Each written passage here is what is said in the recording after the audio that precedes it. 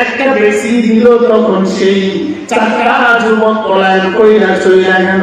এইবার পাহাড়ের পাদমলে সে যাইয়া ওই যুবক বলতেছে এই মেয়েটা যাইবে দাউদ পয়গম্বরের বাড়ি।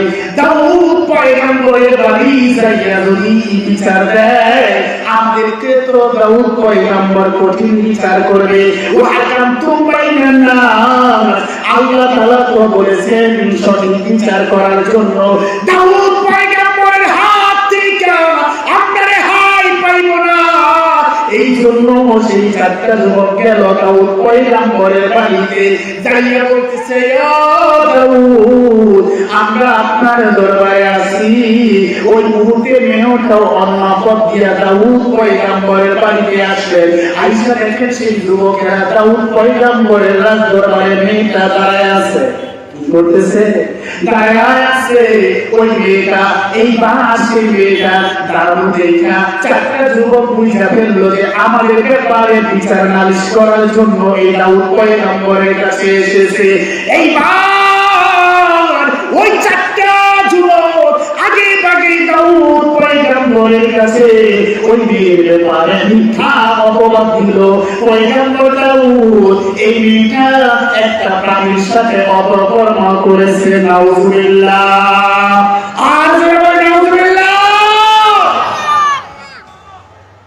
এইবার দাউদ পয়গম্বর বলছে যুবক, সাক্ষীর জন্যই তো তিনজন যথেষ্ট, যেহেতু চারজন তোমরা সাক্ষ্য দিয়েছ এই মেয়েটা প্রাণীর সাথে অপকর্ম করেছে। ভাইরা আমার বানায়া বলছি না, তাফসীরে ইবনে কাসিরের ঘটনা সেই জায়গা থেকে বলছি। এইবার দাউদ পয়গম্বর ওই মেয়েটাকে বলছে রে তুমি যেহেতু প্রাণীর সাথে অপকর্ম করেছ, শরীয়তের বিচার হইল তোমাকে বেত্রাঘাত করা লাগবে, কঠিন বিচার তোমার হইবে। ওইবার ওই মেয়েটা চোখের পানি ছেড়ে ছেড়ে কাঁদতেছে। মেয়েটা কি প্রাণীর সাথে অপকর্ম করেছে না প্রাণী হিসাবে মেয়েটাকে সাহায্য করেছে। ওই যে আল্লাহ তাআলার কাছে সাহায্য চাইলেন কার কাছে? আর সাহায্য করলেন মরুভূমির মধ্যে কে? ওই মেয়েটাকে সাহায্য করলেন কে?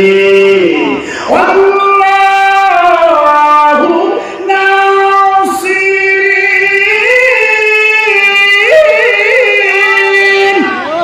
ওই মেয়েটাকে আল্লাহ তাআলা প্রাণী দিয়া সাহায্য করলেন। এইবার যখন এই ঘটনাটা বললো, এইবার দাউদ পয়গম্বর বলছে তোমার কঠিন বিচার হবে।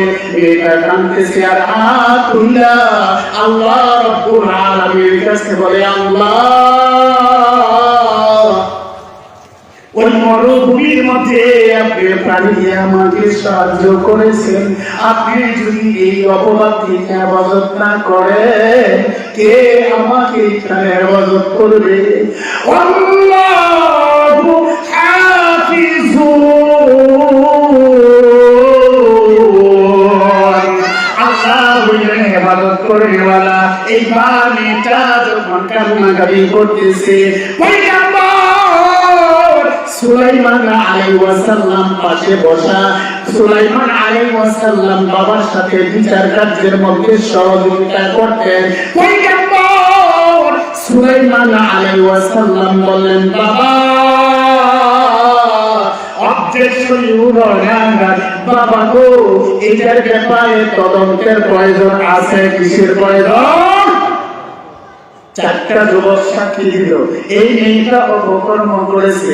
পয়গম্বর সুলাইমান আলাইহিস সালাম বললেন তদন্তের প্রয়োজন আছে।